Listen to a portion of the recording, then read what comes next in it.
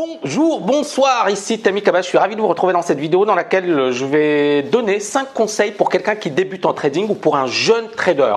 Je reçois énormément de questions autour du trading, bien évidemment, quels sont les meilleurs courtiers, quels sont les livres à lire, comment faire pour réussir en trading, est-ce que c'est possible de réussir en trading? Je vais vous donner 5 conseils et bien évidemment, vous me poserez des questions si vous en avez sous la vidéo et ça me permettra effectivement de rebondir et de faire d'autres vidéos sur le sujet. En attendant, abonnez-vous à notre chaîne YouTube, bien évidemment. Likez nos vidéos, likez un max.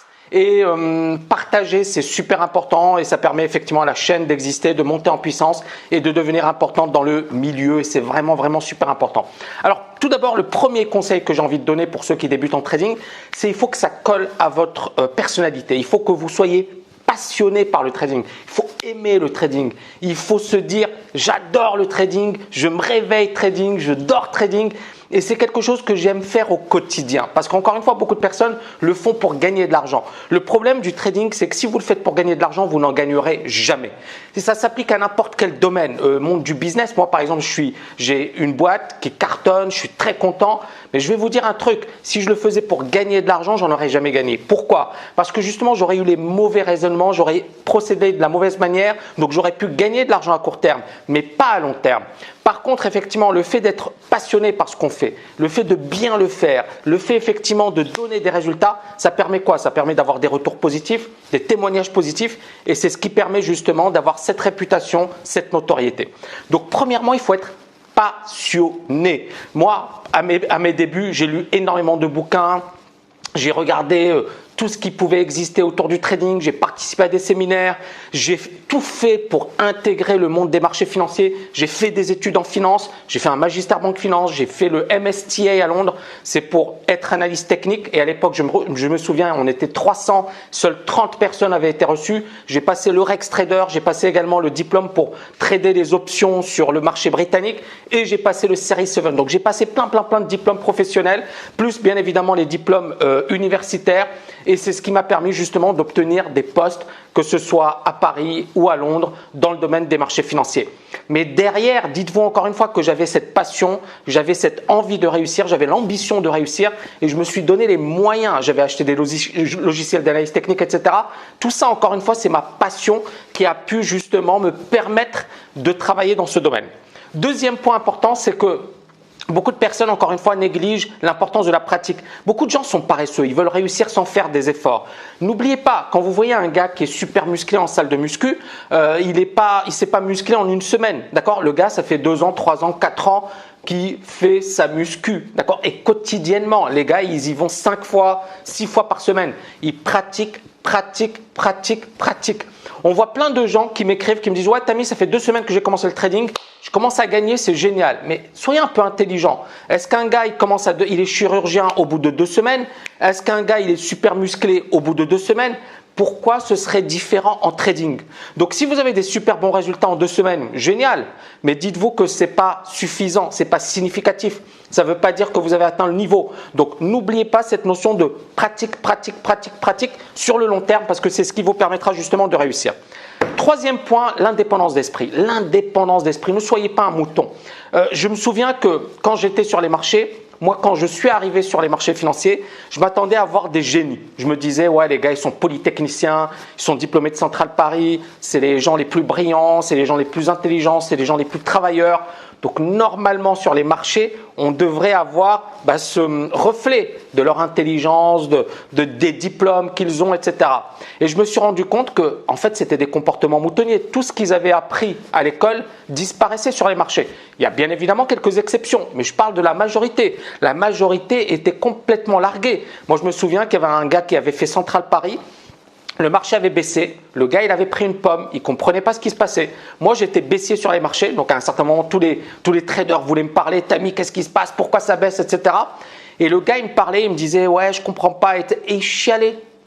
Et c'est intéressant, pourquoi? Parce que là on est vraiment dans un cas concret, c'est-à-dire quelqu'un qui a un super diplôme, mais qui a craqué nerveusement. Donc, sur les marchés, soyez indépendants. Ça veut dire quoi? Ça veut dire ne suivez pas les autres. Les trucs, les fournisseurs de signaux, le trading social, tout ça, c'est du vent. Tout ça, c'est du vent. Bien évidemment, c'est une industrie qui marche, ça fait gagner beaucoup d'argent, ça génère des commissions, c'est normal. Mais encore une fois, pourquoi moi je ne donne pas de signaux alors que j'ai toutes les compétences? Que je pense, quand vous voyez le monde de la formation francophone, ça vole pas très haut généralement. Je suis désolé, je vais taper un petit peu dessus, mais les gars, il n'y a personne qui a des diplômes en finance, c'est très rare. Les gars qui ont une expérience en salle de marché, c'est encore plus rare. Les gars qui ont un vrai background, on oublie. Tous vous disent, ouais, je suis trader, je suis ceci. Mais en fait, c'est du vent. Il y a beaucoup de vent dans l'industrie financière, malheureusement. Mais c'est intéressant de voir que ce vent, ils arrivent justement à le vendre et à vous dire voilà, achetez nos signaux, achetez ceci, achetez cela. Mais le problème, c'est que si vous achetez des signaux, déjà vous tombez dans le piège de la dépendance. C'est-à-dire que vous n'êtes pas indépendant, vous ne prenez pas vos décisions vous-même. Et moi, je le sais parce que j'ai conseillé des pros, je n'ai pas conseillé des particuliers, j'ai conseillé les meilleurs, travaillant pour les meilleures salles de marché. Et même ces meilleurs étaient dépendants. C'est-à-dire que dès qu'il se passait un truc, mince, je vais appeler Tammy, qu'est-ce qui se passe? Pourquoi ça baisse? Pourquoi ça monte?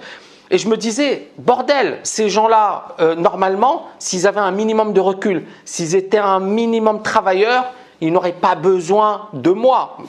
Mais voilà, ils nous payaient très bien et c'est super.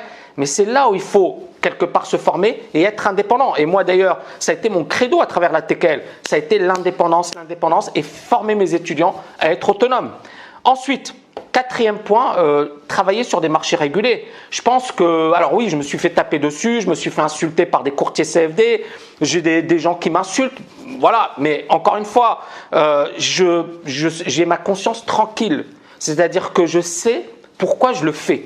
Pourquoi je le fais? Parce que je sais qu'il y a plein de particuliers qui se sont fait massacrer par les CFD. Je sais effectivement que les études de l'AMF le prouvent, qu'on a 95% de personnes qui se sont fait trucider et que justement, les chances de gagner sont infimes.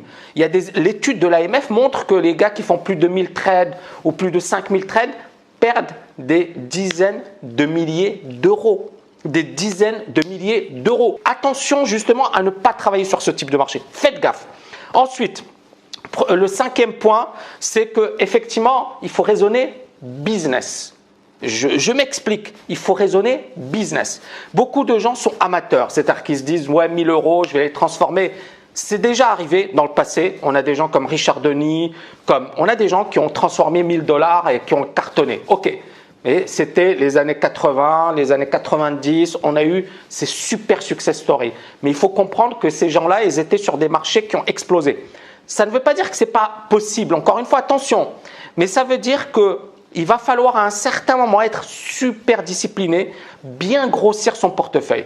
La deuxième optique, c'est de travailler comme un businessman. C'est-à-dire que vous n'êtes pas trader avec 1000 $ ou 5000 $, mais vous développez des compétences. Et après, il va falloir les monnayer. Pourquoi? Parce que les gros traders, vous pensez qu'ils gagnent leur argent en faisant 1000%? Non, les gars, ils font 15%. Ils font 10%, mais ils ont des grosses commissions. C'est-à-dire qu'ils ont non seulement une commission sur la performance, mais également une commission sur ce que l'on appelle les frais administratifs. Donc, c'est-à-dire que moi, je vais ouvrir un compte chez un trader, il va me dire « Ok, tu payes 2%. Que je sois nul ou bon, tu payes 2%. » Donc, dès le départ, on paye 2%. 2%, ça va vous paraître pas grand-chose. Mais sur 1 milliard, sur 2 milliards, sur 10 milliards, sur 50 milliards, ça représente des montants énormes. Et d'ailleurs, le gars qui était à Londres, c'est un trader australien, le plus gros trader à Londres. Pourquoi il gagne? Vous pensez qu'il gagnait parce qu'effectivement il avait des performances époustouflantes? Non, parce que le gars, c'était une star, entre guillemets. Et donc les gens se disaient, je vais investir chez lui, je vais investir chez lui. Et donc à partir de là, il avait énormément de capitaux. Et c'est ce qui lui permettait de gagner énormément d'argent. C'était les commissions. Donc, pourquoi et c'est là où vous voyez quand je vous parle de business, c'est que beaucoup de personnes, des amateurs généralement, disent « Ouais, moi, j'ai pas besoin de vendre des bouquins ou de faire des formations ou de parler de ce que je fais. » Ouais, mais désolé, les bons traders, ce sont des hommes d'affaires. Vous pensez qu'ils le font de manière anonyme? Parlez à George Soros. George Soros, c'est un super commercial. Il partait, il vendait son fonds. Parlez à Paul Tudor Jones. Si vous avez vu le reportage, à un certain moment, il disait voilà, je fais du ski en Suisse. Pourquoi il faisait du ski? Il disait pour faire du business, pour attirer des clients. Donc, les gars, c'est des businessmen. Donc, il ne faut pas avoir honte à faire du business.